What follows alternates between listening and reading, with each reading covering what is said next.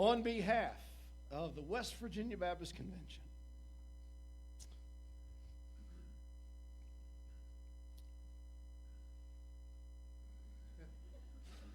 and the former Alderson Broaddus University, it's my distinct privilege to introduce you to the Ward W. Hibbs Ministerial Award. After his birth on May 30th, 1897, the ministry of the Reverend Ward W. Hibbs spanned more than half a century, during which he served churches in West Virginia in various ways till the Lord called him home June 22nd, 1973. In 1952, he became the first director of town and country work for the West Virginia Baptist Convention. He inaugurated an in-service collegiate training program for ministers at Alderson Broaddus. He did that in collaboration with the West Virginia Baptist Convention. This work continues to be an important part of his legacy and ours.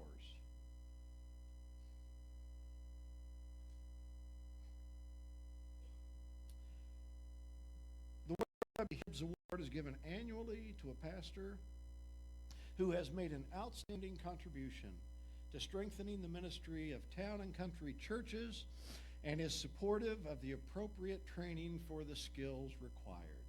This year, I'm honored to turn the presentation of this Ward W. Hibbs Ministerial Award over to the Reverend Dr. Mike Sisson.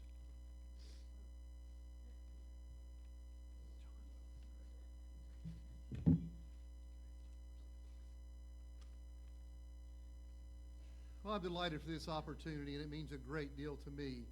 I cannot think of a more deserving minister or person to receive this year's award. He is celebrating 44 years of pastoral service to the Lord, and he'll be quick to point out to you that to give the Lord the credit for all of the accomplishments that I'm about to share with you. He was ordained in April 4th, 1982 at Little Union Baptist Church, where he served 3 years as youth pastor before beginning his current pastorate 41 years ago.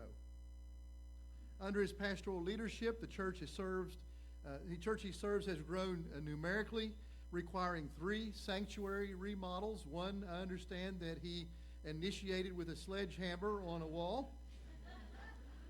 At one time, having 3 morning worship services to accommodate the attendance. Until now, the inaugural service was held for the new church building that the church is housed in, was held in April of 2014.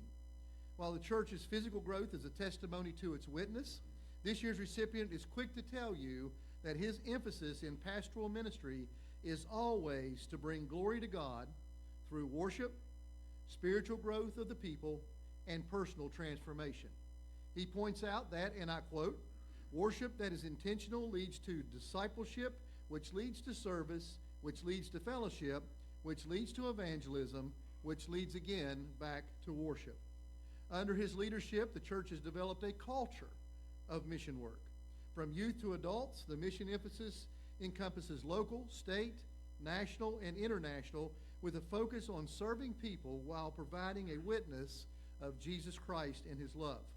Whether supporting missionaries overseas or participating in short mission trips, youth serving in missions annually, both locally, across the state and across the nation, and indeed internationally, or kids and adults volunteering at the local food bank, or feeding athletic teams at the local schools as a way to encourage them and to share the love of Jesus with them, or working in disaster relief, or rebuilding houses for people in need, or providing a prom closet and a meaningful dinner and photographs for those who cannot afford a dress or a dinner for that matter, or replacing roofs or building handicap ramps on local homes. The church that he served provides donations and numerous volunteers. The culture of growing as disciples and serving is built into the church's organizational structure, which makes it unique. Ministry teams have replaced boards and committees. Sunday school has been reimagined to do away with age-based classes and to focus on topics and subjects that are relevant to everyday life and how the Bible provides guidance in those situations. Multiple small groups meet practically every day of the week. New believer and members participate in a year-long discipleship foundations class, to which he shared with me that 90 to 95% of the people who complete that class will become active in ministry. Following the sermon each Sunday, he leads an overtime class for those who want to discuss the sermon more deeply and ask questions and even challenge him maybe on some of the points as they grow deeper in their faith. He is the recipient of the distinguished Rosa O. Hall Award in Town and Country Ministry. He is husband to Darlene, father to Alan and Stephanie, grandfather to Molly, Avery, Trey, Chase, and Callie, and also daughter Jessica, who entered heaven at 18 months. He shared with me that it was during that time that he found Jesus to be indeed real. In addition, he is a man of great faith, great integrity, and commitment to the Word of God. He's my dear friend, and in many ways, he's my mentor, because it was him who I was able to observe as I began to lead my first full-time church. This year's recipient of the Hibbs Award for Excellence in Town and Country Ministry, please give an applause to Reverend Mark Stump.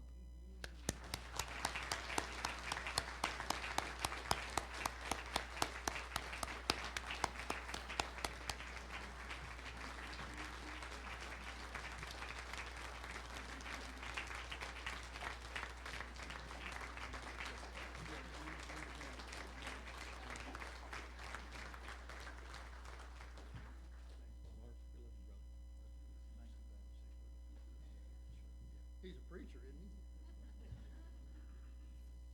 he? Say a word.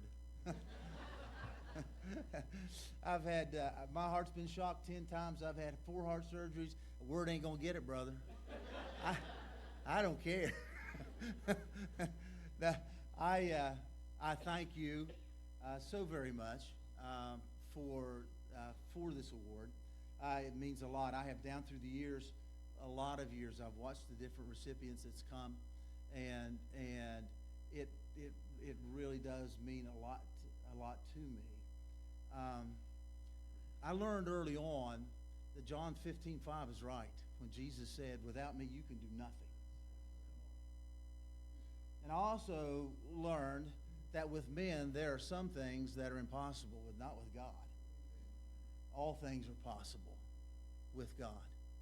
And we have seen in the 41 plus years that I've pastored Gasway Baptist Church, we have seen things that were deemed impossible become possible. We have seen God work in so many different ways and blessed and did things that nobody thought we could do.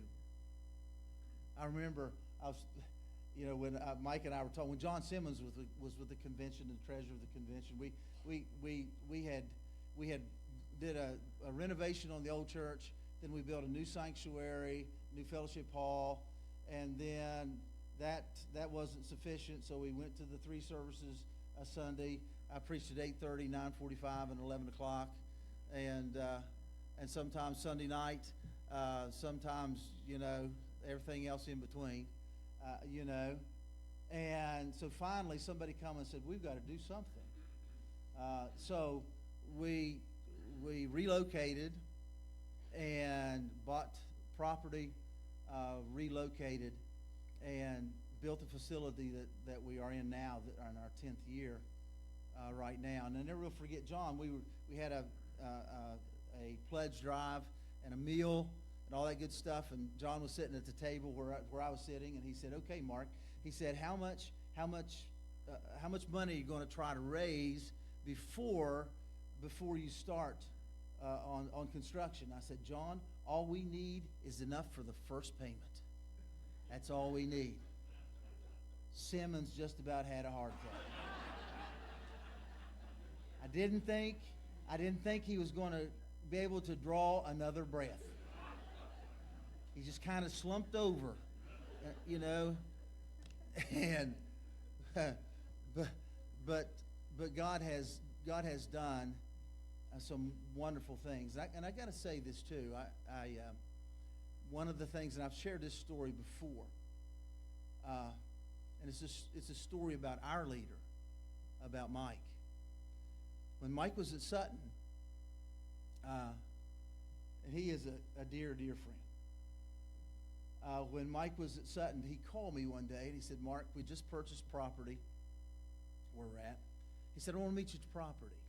I said, okay, I'll meet you there. So he came down and we met at the new property, and we just started walking. We walked the boundaries. We walked, I don't know, it seemed like we just covered every inch of that 9 acres or so. And we knelt there in the middle of it, and Mike prayed for us. And I'll never, ever forget that. I'll never forget that, Mike. Us kneeling in that meadow and praying for God's blessing, and God bless. There's been a lot of people that have poured their lives into me down through the years.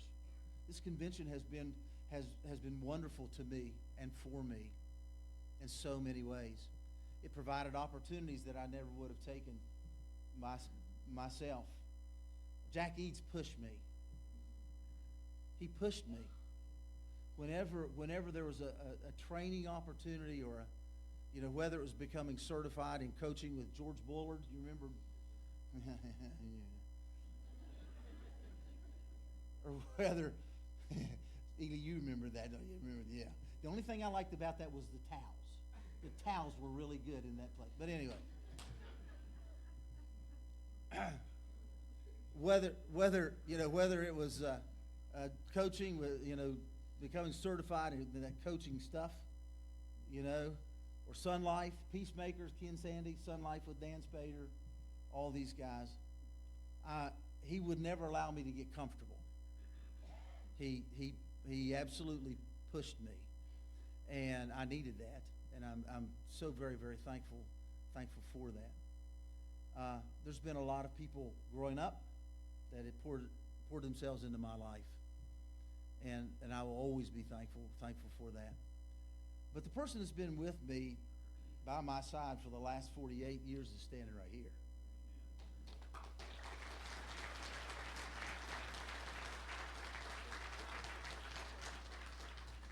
And I have been the calming influence in her life.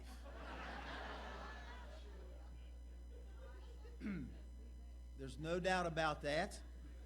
No question about that. And we've gone through some difficult things in our life. There's no question about it. Pastor's wife is the walking wounded. And the reason for that is because people will say things to her that they don't have the guts to say to me. Okay? And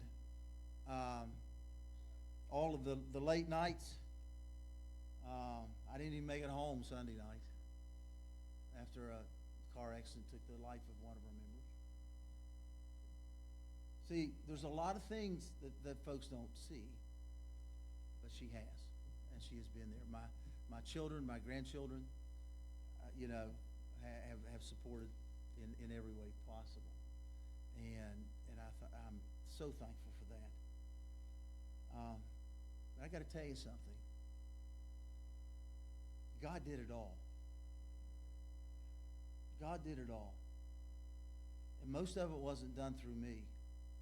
Most of it was done through these folks that are sitting here that came down here tonight. The members of our congregation. They have loved me, us. They have loved our family. They have supported our family. They don't ask the question, how much is it going to cost? Because nobody cares. They don't ever say the statement, we've never done it that way, because nobody cares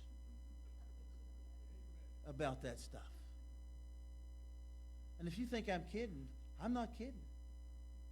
Those are things that are never said. Those are questions that are never asked. You know why? Because this congregation knows that with God, all things are possible. And so to those folks that have put up with me literally for 41 plus years, I've got to say thank you. And nothing is possible working separately we absolutely work together, and God has allowed us to experience some great things. So I thank you. When the assistant first called me, I didn't know if it was legit or not. Okay, I didn't know if it was legit or not. And then Corrine, she gets in the mix, and I'm really wondering then. Okay, so yes, you've said that many times. Thank you.